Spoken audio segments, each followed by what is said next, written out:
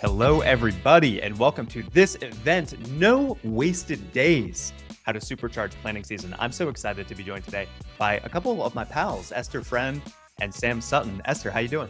I am doing great. It's an awesome fall day here in Denver. Indeed, it is. Sam, how are you, my friend? I'm really good, thanks. I'm in Norfolk, not to be confused with Norfolk in the US. I'm in Norfolk in the UK right now, and it's pretty tell by wet. your voice. Yes, exactly. Well, I may be visiting, Kyle. You never know. But yeah, it's very wet here. It's a very traditionally British weather going on here. But yeah, we're all good. There we go. You got the classic Colorado fall for Esther, just a beautiful day. It's going to be, I think, what is it, in the 30s when you woke up and in the 70s before you go to bed? Classic. Yeah. And then Sam's got the classic UK weather. So good stuff. Well, we're going to talk about, and we're going to jump into this in a moment. We want to give people a little bit of time to join here, but it is officially, for most, planning season. And planning season comes with its own pitfalls. It comes with its own challenges. It comes with its own fun and surprises. And really, we're going to talk a lot about those things. And we're also going to talk about what happens when the calendar turns. Because a lot of times, so much planning and thoughtfulness goes into getting to that day one of the next fiscal year. And then what happens? You kind of stall out of the gates. We're going to talk about why that happens, hopefully, how to avoid it. And we're going to have some fun along the way. So while we're getting people, or while people are joining, let's go around and do some quick intros. And Esther, we'll start with you. Tell us a little bit about your background, who you are, where you've been, and what you do now. So Esther Friend, as I mentioned earlier, I'm based here in Denver, Colorado. And most recently, until August, I was with Five9 as the VP of Sales Efficiency and Transformation, which is VP of Sales Ops, but very focused on kind of transforming our go-to-market environment and bringing a lot of scale to that. Before that, I was with Five9 for 4 years, but before that, I was with Angie Home Services, which people might know as Angie's List or Home Advisor, and was part of the integration team there and led sales operations for Angie's List. And then as part of the combined companies, did a lot of work focused on the tools and systems and workflows and kind of revamping the end-to-end sales funnel.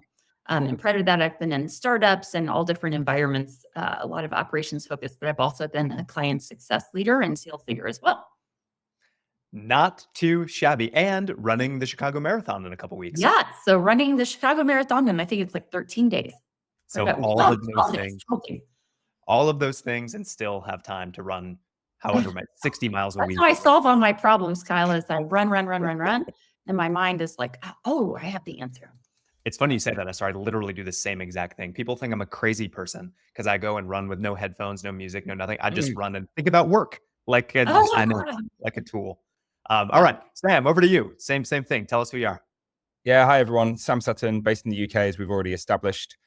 So I work as head of sales ops UK and emerging markets for Xero. And the reason why I'm tripping over that a little bit is because I'm literally on day 7 at Xero. So I started last Monday. So working day 7. And I've got a bit of a time machine at Xero as well, it seems, because our planning season doesn't actually start until sort of January, February, March. So yeah, it's like I've gone back in time, which is great. So I'm excited. I've got a bit more of a run up. So we're just into Q3 now. We just started. So your fiscal restarts in June? April. Oh, I see. Okay. Yeah. So actually, go ahead. No, so based in the UK, before Xero, and for those of you who don't know Xero, it's an accountancy software, very exciting SaaS-based accountancy program. And for any of you out there that are looking for your accountancy needs, you can ask me and I'll point you in the direction of someone who actually knows what they're talking about, because I'm day 7 as I described. But I've been very inspired by Kyle and his being the CMO, but also a salesperson as well at the same time. So we're trying to take a leaf out of his book. So yeah, based in the UK and worked for Pearson, who in the UK, if there's anyone in the UK here, you'll know us as like EdXL, the exam board, or BTEC. And for those of you in the US, you'll definitely know us from probably spending too much money on Pearson books whilst you're at college. So yeah, I worked in RevOps, sales enablement, product management, sales, Yeah, and it's that's me, and I'm really excited to be here. Thanks, John. Beautiful. All right, thank you, Sam. And I'm Kyle. I lead the marketing team at Copy.ai. I've been in enablement and sales leadership, marketing leadership for a dozen years now. So been not as responsible as Esther and Sam have been for making the planning engine run, but I've been on the receiving end of all of the great planning that happens and have some thoughts and comments about where things get stalled and how we could accelerate things. We have a little bit of a poll here going off of what Sam was saying in the chat. wondering about when people's fiscal years start. Are you Jan 1st? Are you Feb 1st? October 1st? Do you have a different date like Sam does? Fancy Sam with his April start. Curious to know. I think most people will probably be Jan or Feb, but we will see how the poll transpires. Okay, let's jump in. So Esther, let's point this first one to you. So planning season, as we talk about it, is all about setting the next year up for success for the company itself, but also and importantly for all of the individual people that make up the revenue organization. So talk to us about planning season itself. What are the key things? When do you start? Who are the key stakeholders? Talk to us about planning season. Yeah. So I think in my experience, typically starting point is 3 or 4 months before the beginning of the fiscal year begins. And I think what I've seen as the best practice in terms of the stakeholders that are involved is that it has to be collaborative, and it has to be aligned between sales, channel, marketing, and then obviously close alignment with finance. But I think, typically it's those groups running the process and sales ops kind of being the facilitator. But everybody has to be aligned, because if you're not aligned on what segments you're targeting, how you're going to focus your spend, you can end up with mismatches of, headcount or territory, or, you've got too many people in this role and there's not enough leads for that role, which is really frustrating to sales. I mean, I think I saw a stat that maybe it's like 60% right now are hitting quota, as kind of an average, for SaaS companies, which is, not exciting if you're a sales rep. So I think it's our job as leaders to make sure that we're setting people up for success and thinking about what are the right levers that we need to align so that we have the right headcount to support the plan and that we're focused on the right segments. And in terms of, some of the deliverables, it's outputs like, well, how many qualified opportunities do we need to produce? And I think one of the things that's often overlooked is, what is the timing of those? Like, you can't just say, this amount per quarter and spread it.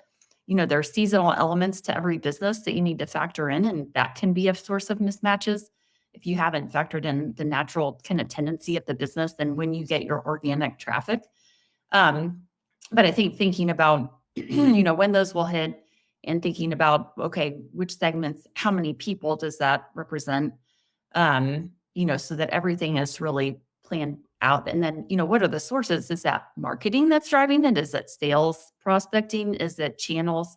And if it is certain groups, like let's say channels, well, how are you funding them to make sure that they can actually hit their goals? Like, are there investments you need to make in specific partners you're going to align with? So those are some of the key things that I've seen as the best practices. And where I've definitely seen it go wrong is when you have sales with one plan, marketing with another plan, channels with another plan, and then you're just stepping on each other, and you're really not getting the benefits of the investments that you're making because you're not cohesive.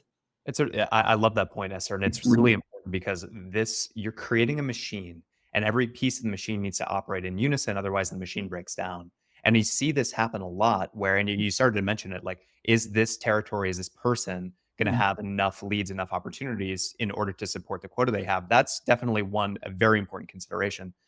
The flip side of that same coin is also the truth. Like, if you overfeed a certain territory or person or something like that, you may not be processing that pipeline as efficiently as possible, and you may be leaving something on the table. So finding that right balance, and I think a lot of folks think of it as capacity planning. How much capacity do we have or do we need in order to process this demand that we create? It's a really tricky balance. A lot of people think about what you mentioned, which is, what if we don't create enough? I don't think enough people think about what happens if and when we create too much and create an imbalance in one place or something like that. So the long way of saying, it's very hard to get this right. So same set of questions over to you, Sam. Like, when do you start planning season? Esther said 3 or 4 months in advance. When do you start? And anything to add from what Esther outlined with respect to deliverables? Well, no, I think Esther really sort of nailed some of the key points I would come up with. So, but the things that I would add, I guess, well, 3 to 6 months, I think, is sort of like your sweet spot, but realistically, 6 months can be quite tricky. But I think if you've not started it 3 months before, you're really asking for trouble, would be my my thought process. And we are very much at Xero going into that sort of early planning season right now. So that, that is like literally 6 months before the start of next financial year. But it's really early. I think it's about you've got to think of this, I think, as a little bit of it's a sales motion almost in some respects, if you see what I mean. You're warming up the ideas. You're sort of like, it's a cadence where you move through these things, and it's going to get meatier and more complicated as you get closer to that sort of, that decision point, if you like, or like, the start. And for me, the key points that we've already talked about are like, how does it relate to the goals? How are we setting up next year for success? Why are we doing this? But one of the things that I like to think about is like, what is the level of change that we're actually going through with this planning process? Is it BAU? Is it basically doing roughly what we did last year? In which case, that's, we're probably going to make some changes, but they're going to be tinkering around the edges. Is it like BAU plus, where we're just doing a little bit of something different, but it's quite focused? Or is it like a revolution or an evolution, depending on what your position is, if you see what I mean? And I think the further to the right of that model you are, the more you have to engage people early to get, if you think about like change management models, getting that burning platform, establishing those people early from the teams that are going to be affected by this. Because I've been on the receiving end of planning as a salesperson, if you see what I mean. I'm sure we all have, where, a bunch of people seem to go and disappear into rooms every now and again. And then just before the end of the year, or just normally at the start of the next year, you get told, oh, well, this has changed, and you've got this territory now and stuff like that. And I think we need to trust people more and bring people in earlier into those dialogues so that they understand why we've got here. Yeah, right. And so they're part of the thinking, and that reduces the likelihood of any mutiny that you may have when you're at your sales kickoff when the new year starts and you announce all these changes and everybody loses their mind. So bringing people along, I think, is really important. And that's a good segue to the next topic that we had, which is, okay, you have all these deliverables. You have the capacity planning. You need to match that to the revenue targets. You need to make sure that the pipeline and demand gen model from the marketing team is matching up. You have to have the right splits of where this opportunity source is coming from. Is it outbound? Is it channel? Is it partner? Is it marketing? Where is it coming from? You have to have all of this, and it needs to all sing together in unison. Inevitably, and by the way, you need to do this 3 to 6 months in advance. While you close the current fiscal year, you need to plan for the next fiscal year. So there's a lot going on, which means inevitably something goes wrong. So Esther, what goes wrong? Oh, go ahead, Sam. I'll come in on that. Just like, I want to put a model forward that I had just written down. So I doubt my ex-bosses are listening to this, but if they were, then Vanessa and Vicky, I want to fully credit you that, like, you taught me this between you. But the build and run model. So the build and run model is great, and it's the way that my simple brain thinks about the build and run model is it's like a relay race. And it's like the only way that you win a relay race is if the people that are about to get the baton are starting to run before you finish running. Do you see what I mean? Yeah. Yeah, I think that what you're talking about there is like, that's what you need to do. You need to get those teams starting. You can't just get to the end of the year and go, right, bang. And that's perhaps, Kyle, why, we talked about earlier about how you sort of like lose some momentum sometimes, and we'll dive into it later. But yeah, sorry to come across to you, Esther, but I was just getting excited about making that point. I love that. So the build, I love that analogy. Yeah, the running start and the shifting or passing the baton off from one person to the next. There's a really interesting, I'll try and find it and like share it, but there's a really interesting article about there was a relay team at the 2012 Olympics, I want to say, and it was the British team, and they actually individually weren't that good at runners by comparison to they're obviously amazing runners, right? But like by comparison to their compatriots in like the Olympics, but because their transitions were so good, they did really, really well. Man, okay. So Sam and the English football team can't bring it home, so he has to go to the track and field analogy. Yeah, absolutely. Yeah. From like 10 years ago. But yeah. it's great. And that that continuation of momentum is extremely important, because the whole company feels it when you don't have that momentum, when you don't have those crisp handoffs. And that's when things start to get slowed down. So Esther, how do things slow down? How do things get broken? And where have you seen those breakpoints in your past? Yeah. So I talked earlier about, how we look at the qualified opportunities across the quarters. And I think one of the areas that is particularly problematic for a lot of companies is if you have built a model where you're contemplating additional headcount, right? You have to build in the time for those people to ramp, and you have to build in the time to actually hire those people. So I've seen a lot of plans go sideways when you've got this plan that you're going to ramp up headcount because you said, oh, our deal size is this, our days to close is this, but you don't hire them soon enough because finance doesn't approve it when it needs to be approved for you to get them in their seats ready to go. You haven't built in enough time to enable them or for them to ramp. And so then you end up with a big hole at the beginning of the year. And then what you have is this can be a vicious cycle where then because you haven't hit your sales target, they say, well, we need to cut our marketing spend. But now you've just starved yourself for the next period when you need that marketing spend so that you can hit your targets, three quarters down the road. So it's just a terrible cycle if you don't get your timing right and plan that into your, forecast. You're going to have real problems if you're not planning in that time for people to be hired and to be productive. So you really have to look at it from a capacity and planning standpoint, looking at like fully productive reps. Love that. That's so important. And so the catch 22, Esther, that I've seen is especially when you obviously we're talking about hiring salespeople. A lot of salespeople are on the market after the year ends, not necessarily before 3 months, 6 months before the year ends. So how do you think about hiring? How do you think about attracting that top talent if they're trying to close their own year at their current company where theoretically they were going to be in accelerators and things like that? How do you think about recruiting? Yeah, I think what I've seen, at least in my last couple companies, is a lot of it is through the network of our most successful salespeople. Yeah. So it's kind of planting the seeds early that, hey, we're expanding, we're growing, so that you've already got, it goes back to this whole build and run thing, that you've already got warm folks that are the right folks. Because I think it's not just like getting the people in time, it's also getting the right people. And definitely that's something we've seen. I also think, for the segments that aren't enterprise, oftentimes you've actually got the talent coming up through the other teams. So you've got a succession plan where you can say, okay, we know we're going to expand, let's say mid-market by X many headcount. We have folks in these roles that are, hitting their stride and ready to kind of take it to the next level. And I think the time investment in those folks typically is less. They're known quantities.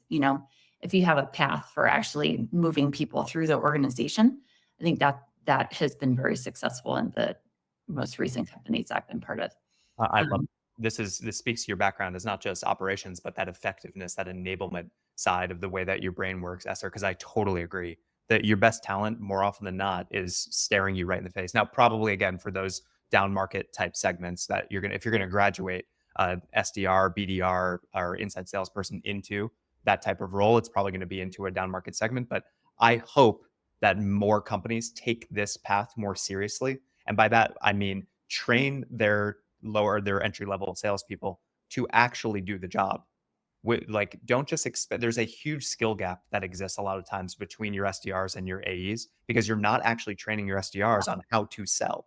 A lot of times SDRs are just trained on like how to hit a button. And that's not what creates the environment that you just talked about, Esther. So I hope that starting right now or sooner, a lot of people will come to that realization like, man, if we train the real sales acumen, if we train the real business acumen into our team, we're going to have this build and run model where we're going to have continuous momentum because the talent bench that we need is right here with us. Sam, is that how you operate? Do you feel the same way about those internal promotions? And then we'll get back to the planning pitfalls. Yeah, 100%. I think, and I think like one thing I was reflecting on just as Esther was talking was like the recruitment side is always the thing that takes way longer than you think it's going to take. It's like, if you think about this as a project plan overall, and it's not just about planning, it's like actually about getting to that end state where we are successful and therefore there's growth objectives with, deliverables underneath them, etc. Like that starts to slip and you can't really do much about it. Other things slip and you maybe can cover them in other ways. And then I think the other thing that went through my head as Esther was talking is that's when you maybe start making choices that are perhaps a compromise, if you like. You're not finding the right people. I fully agree with the idea of that sort of the sales academy, I would call it. I'm thinking of it as an academy, when I say football, I mean football, not American football, just to be really clear, folks out there. A football club that has a really, really good academy of young talent coming through, they can have the best academy, but if they're not giving those young players an opportunity to play in the first team or the B team or whatever, like if they're doing is playing that sort of academy level football, if you see what I mean, then the jump is too big. So you have to give that. I think it's about opportunities and identifying, nurturing that talent.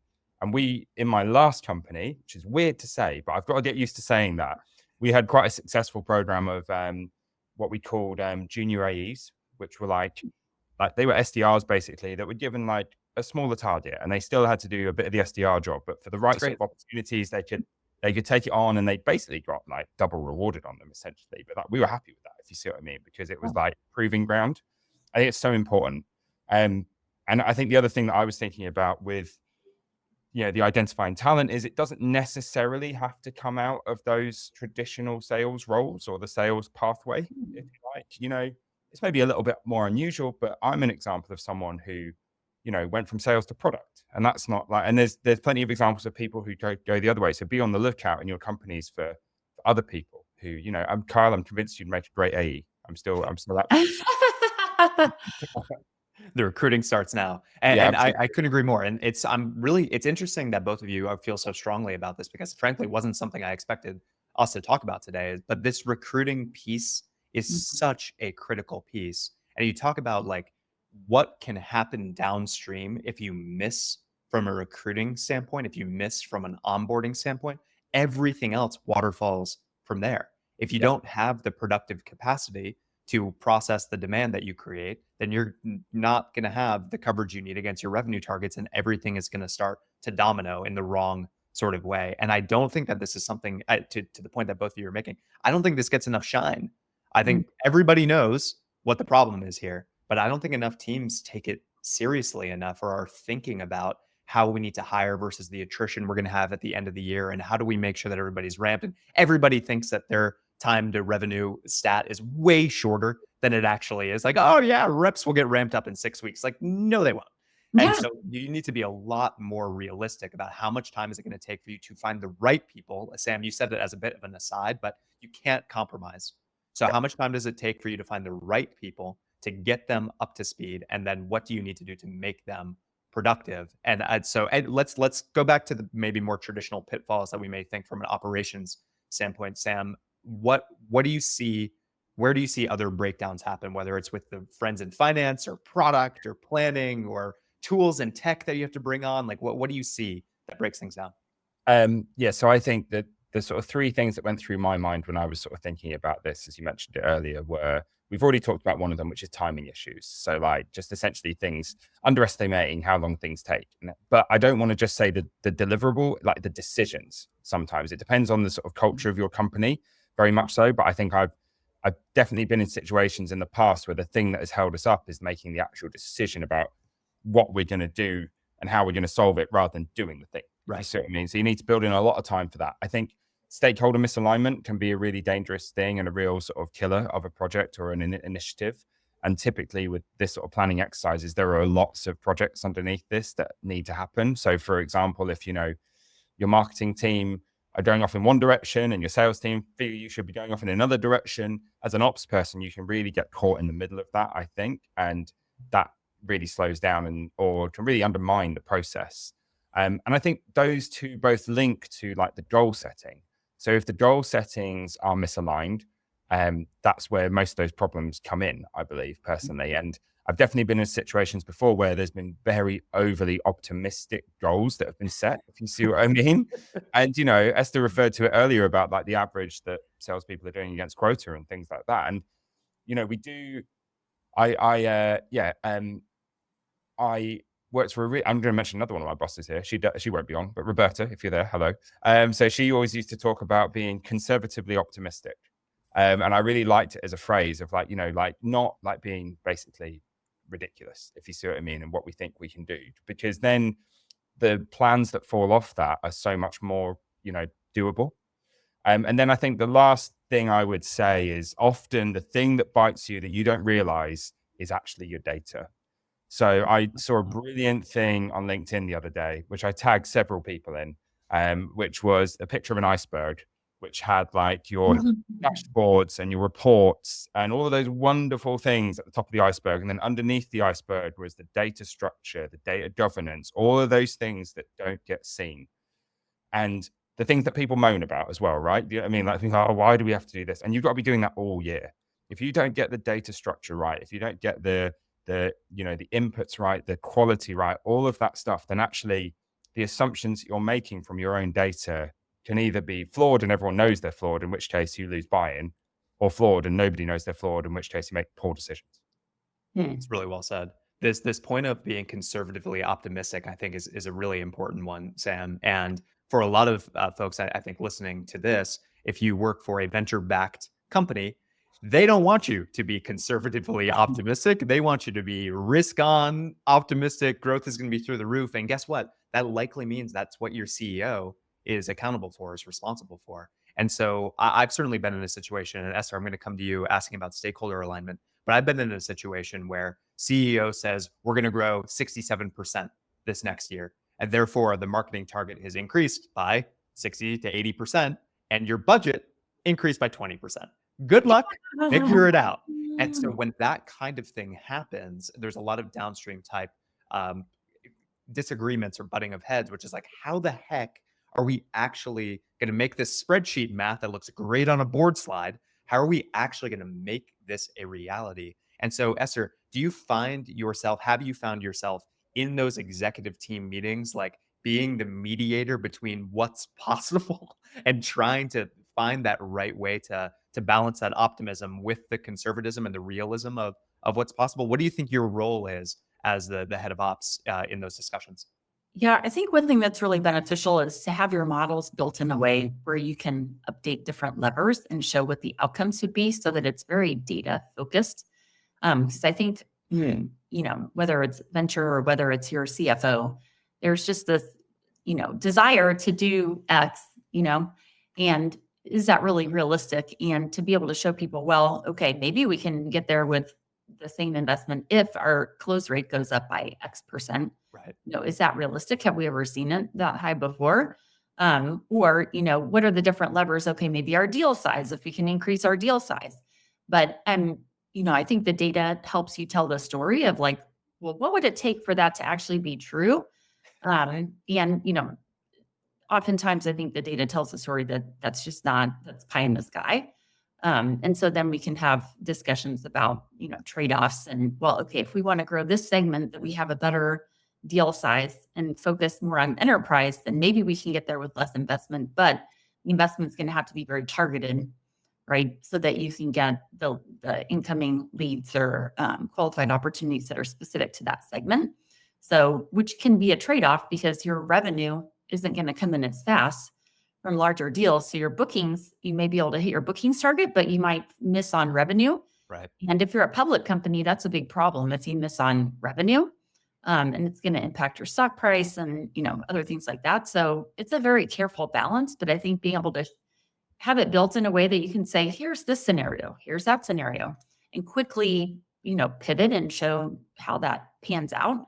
I think it's very helpful for those discussions and like coming to more of a collaborative agreement on what needs to happen.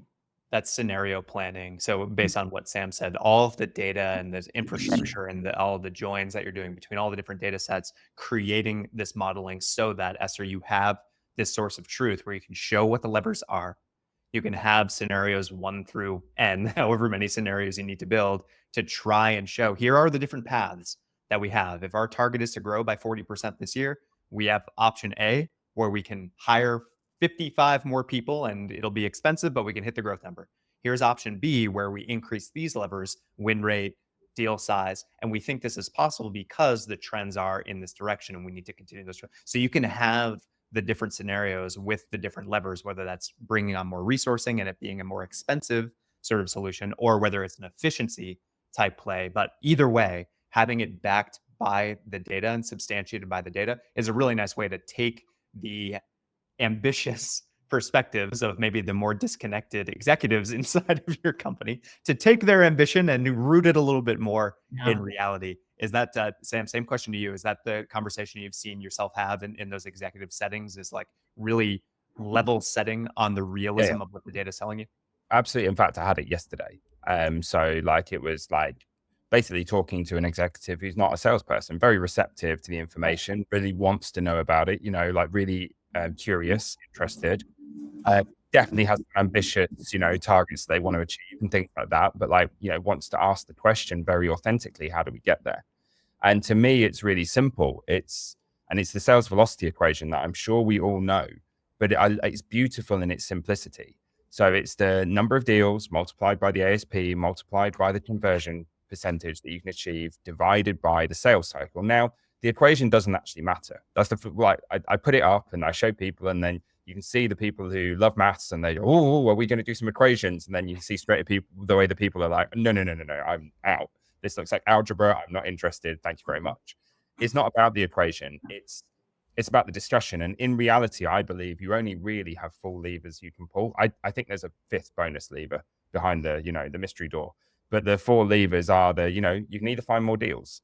But if you're in a market where your market is very limited, that maybe isn't possible. Or you can increase the ASP. Obviously that's going to take either work from marketing, product, all of them, if you see what I mean, as well, to increase the value exchange.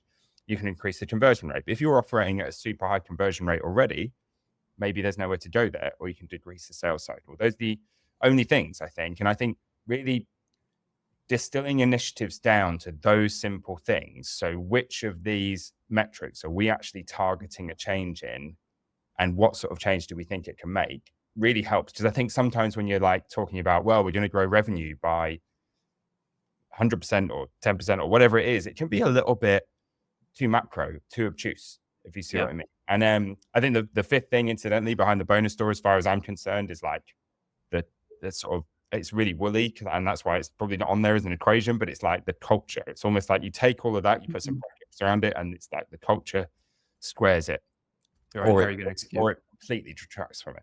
Right. 100%. I'm really glad you brought up the different levers there, Sam. So it's how many opportunities or how much pipeline are you creating? What is the average sales price, ASP? What is the conversion rate, or otherwise known as win rate, of those deals? And then what's your deal cycle time? And the reason those other 3 are so important is because I think that the knee-jerk reaction that a lot of revenue leaders have is top of funnel, just fill the funnel. More is more. And it's like, no, that's not possible. Just because you want more pipeline doesn't mean you're going to get more pipeline. You can ask for it all day long. And so back to the scenario that I had where CEO says, board mandate is this, we just raised this money, we need to grow X% per year. My target increases a lot. My budget does not increase a lot. So what do? I can't just create 80% more pipeline if our target is to grow revenue by 80%. It's just not going to happen if I don't have a requisite or close to an increase in the budget that we have, aside from some black magic from a marketing standpoint. Like, it's probably not going to happen. But what I do have is those other levers. So my negotiation then becomes with the executive team, with the product team, with the engineering team, with the other revenue leaders, go-to-market leaders. How do we affect those other levers? How can we think about ASP? How can we think about attach rate and cross-sell, relieving some of the burden on the new logo target that we have from a revenue standpoint? How can we think about deal cycle time and put our executives to work to get higher in accounts earlier in deal cycles to compress those cycle times? What commitment are you making across the executive team to help us achieve this? And that very often, in my past at least, has been facilitated by our head of RevOps, because those are hard conversations to have. These are stacked hand commitments that everybody needs to make. And if you can get those blood oaths done earlier in the process, I would imagine it makes everything downstream of that happen a lot easier. Am I onto something there, Esther? Oh, well, I was about to say, oh, sorry. Go ahead, Sam. Well, I was just about to say, like, I think that's the whole idea of RevOps, right? Like, if your RevOps function or sales ops function or whatever you want to call it, because I think, people do get confused with the terminology.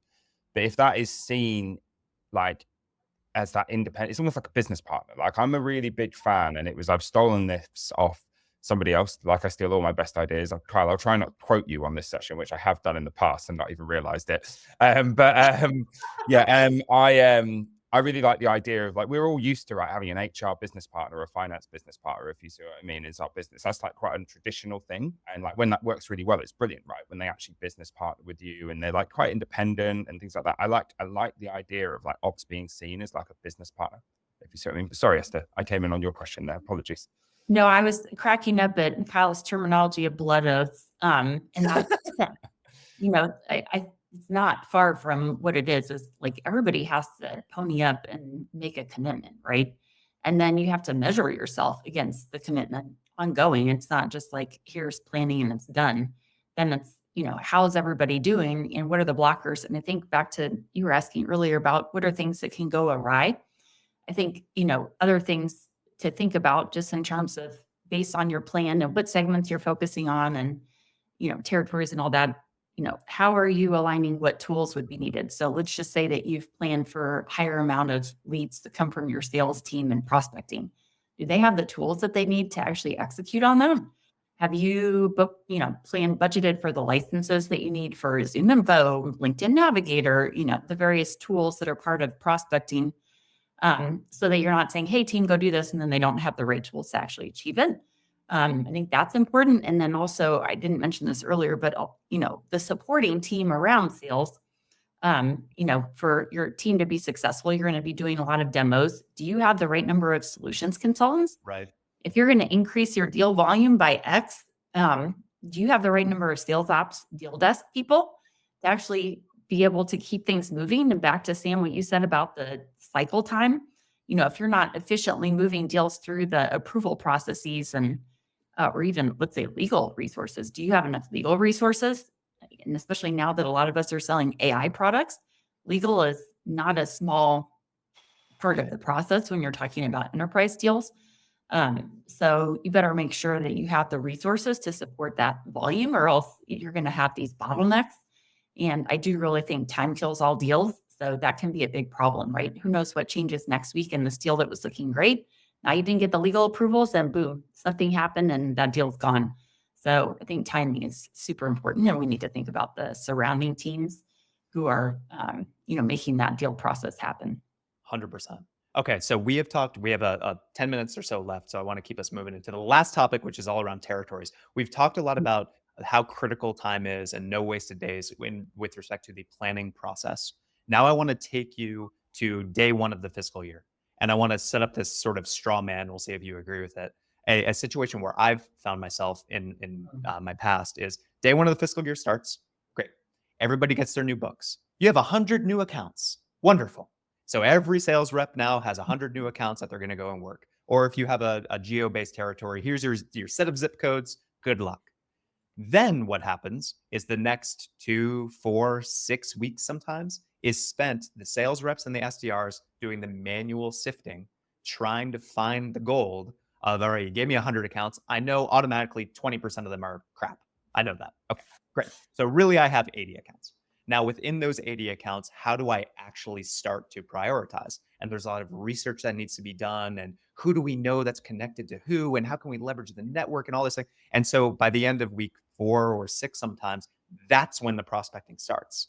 That's when the pipe gen starts. So now you lost 45, 60 days sometimes in the new fiscal year. And so I'm going to leave that as a straw man for the time being. And I'm going to introduce you to a new reality, perhaps. That imagine, and Sam, I'm going to use you as my little show pony here. Imagine a universe, Sam Sutton, where on day one of the fiscal year, you're not just giving people 100 accounts and saying good luck. And I know you'd never do that, but some ops teams do.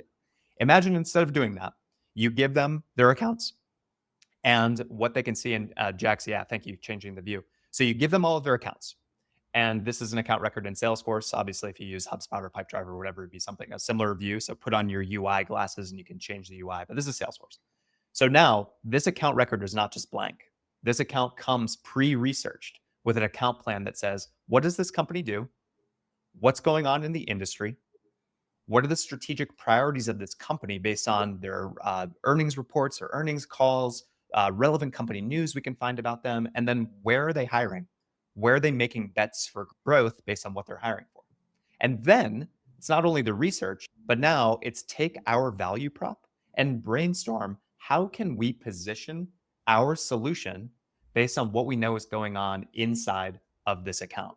And now the sales team has a foundation of sales angles. The marketing team has a foundation for account-based marketing where they can be really specific around what's going on inside of this account. But it's not just the accounts that you're doing. You're also going to find all of the related contacts that you sell to. Who are the members of the buying group that we care about? And how can we find them automatically, enrich them, add them into the CRM? And it's not just finding the contact, Sam Sutton. It's also doing the same sort of research process for all of the contacts. So now we have the work history, the technical skills, the hobbies, the education, all of the things, the job responsibilities of all the people. We have this brainstorm potential use cases for every member of the buying group. And we have our sales outreach pre-drafted for them. So now, instead of a total blank slate on day one of the fiscal year, now you're giving your reps all of this high quality information on a silver platter so that the time to execution when the new year starts shrinks from the straw man I created of 45 days, 60 days, down to hopefully day one. They're ready to rock and roll. So, first question to you, Sam. What do you think about my straw man argument? Have you seen that sort of delay in execution happen before? And does this new AI powered universe look interesting to you? And if so, can I send you an order form? Absolutely. Yeah. Well, we'll get to that point, Kyle. You know that. But it's almost like Copy.ai weren't putting this on just out of the goodness of their own hearts. I don't know what's going on here. Like, but no, in all seriousness. So I was thinking about this question. Like, it's almost like you're adding a ramp time, right? It's like you're artificially adding a ramp time to all of your salespeople. So we all know, like, literally, us three know how hard it is to start somewhere new. We've all done it fairly recently, I think. And, it's exhausting. And I know it's not exactly the same, but when you like completely throw up, rip up someone's book of business, there's like a grieving process for them sometimes for that. Like, I really genuinely believe that. Like, and I think we should recognize that. And then there's the getting up to speed, doing all the things you've talked about, Kyle. I think, does AI play a part in reducing that? 100%. Like, absolutely. But I also think we massively as leaders play a part in being a bit more responsible for people's books of business. And I really believe that as well. Like, if you are going to make radical changes like that presumably are for good reason. Like, I'd like to think that anyone who does do that is doing it like there's a really good thought process behind it. You have to involve them earlier. I know it's always that balance, right? Of like, you've got to close the year out, but we're going to be changing your book and that. But, I do think we sometimes underestimate how grown up people are, if you see what I mean. And we infantilize these teams sometimes. And actually, I do think that they find space to maybe close down their business, to get the accelerators they want, to treat their business responsibly, like they're the owner of the business, but also get ready for the following year. And knowing what's to come, I think can be done. It's culture, right? It's sort of like what goes on in your company, and you can set the tone that is an okay thing to do. But yeah, Kyle, send me the order form. It looks super cool. Like, yeah, I know it does look really good, to be fair. So yeah, all good. Love it. Love it. Thank you, Sam. So the same question to you, Esther, like this whole, the territory and the out with the old, in with the new, here's your new book. Have you seen or experienced that, like, quote unquote, dead space in that new fiscal year? And how have you tried to avoid that? Sam mentioned, like, be transparent with the team, be upfront with the team about what's changing and why, bring them into the tent, get their feedback. Like, how do you think about approaching this and mitigating that downtime? Yeah. So I think, your straw man is pretty accurate. I'd say things that I've done in the past to try to shortcut some of that time and prep and like, where do I focus is, of that territory, giving them indicators like, well, what's the intent for this account, or, what's happening with the contacts that are associated to this account? Do they have intent? And then, how good of a profile fit are they for us, using our technographic data, and then taking that, and you can have those, individually populated in reports so they can see their accounts and, sort, but also then we can give it an account score to say, okay, profile fit, intent, these other things that we look at, technographic fit, et cetera. So then they can prioritize. But I think, having what you just laid out there as something that they would use as like, okay, now I'm going to prospect this account that's been prioritized for me, would be super productive, right? Because that shortcuts all that learning time to figure out, okay, what is this company focused on? Who are the people I need to talk to? So I think, it is our responsibility to help them prioritize, and we can do that through, having good data. But then to have what you've got there as like the next step, instead of them having to do all this research. I mean, I think the stat is, maybe it's Forrester or Gartner, that sales reps spend 30% of their time actually talking to customers or communicating with customers. It's pretty low, right? So if we can shortcut that time, that's super useful. Beautiful. Beautiful. All right. Any closing thoughts? Well, I'll start with you, Sam, about anything we've talked about today. Any advice that you have for the ops or revenue leaders that are listening to this with respect to planning season? I mean, I think like the big thing that I'm going to take away, and Esther's really reminded me of it. It is something I do, but it's definitely something I didn't do in the past, is like really build. I love the idea of building those models and having those models as really transparent and open, so that when you have those really demanding, quite challenging conversations with people that are getting a lot of pressure put on them, right? They're not just doing that for fun. You can actually have really robust conversations about, well, yeah, if you want to double the size of our company in the next year, that's a wonderful idea. And this is what it's going to take, if you see what I mean. Like, and I think for me, the other thing as well, and that's what relates to scenario planning, right? I think that it's always easy to really underestimate the time it takes to do this stuff. And I think on top of that, when you're in operations, it's very easy to get sucked into the day-to-day, to the sort of BAU stuff, if you see what I mean. So look at, if you're an ops leader, and I've met quite a few of them, look at this as an opportunity to like elevate yourself up. Like, this is a great opportunity to elevate your thinking, elevate your position, and it's fun.